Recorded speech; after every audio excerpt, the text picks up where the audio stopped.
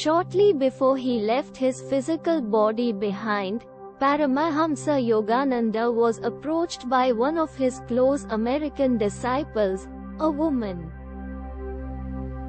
"Master," she said, "I know you are planning on leaving your body. You must take me with you. You are my God." "Nonsense," replied Yogananda. "God is God. I am your Guru. But Master, if you leave without me, I will commit suicide." "Enough of that foolishness. God himself is now incarnate on earth, in South India. His name is Sai Baba.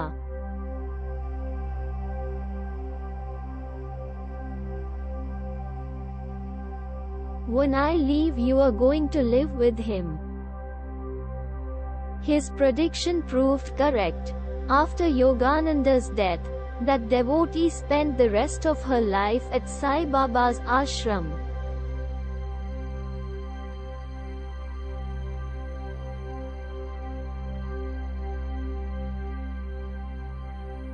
On the day after Sathya Sai Baba's birth, November 23, 1926, Sri Aurobindo, another great saint of this century, broke a long period of silence to announce.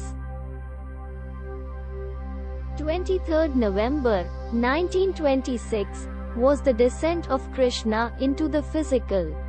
"A power infallible shall lead the thought, in earthly hearts kindle the immortal's fire, even the multitude shall hear the voice." It seems obvious at this point that his announcement of Krishna's physical re-embodiment was referring to the birth of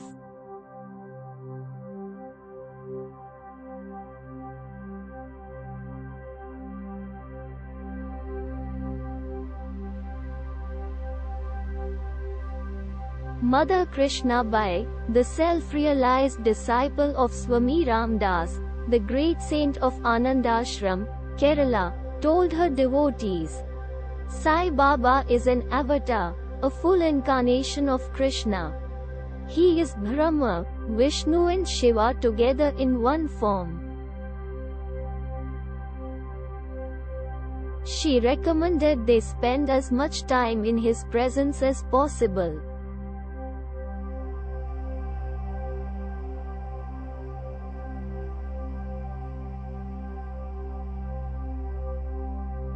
Swami Satchidananda, the enlightened sage who currently runs Anandashram in Kerala, was recently asked about the allegations against Sai Baba. He replied, "Forget about it." Adhika bhashinchu suratvamadhikamaye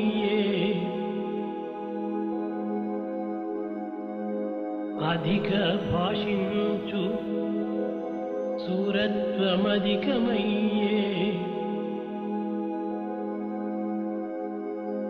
Karya surata kshininchi karigipo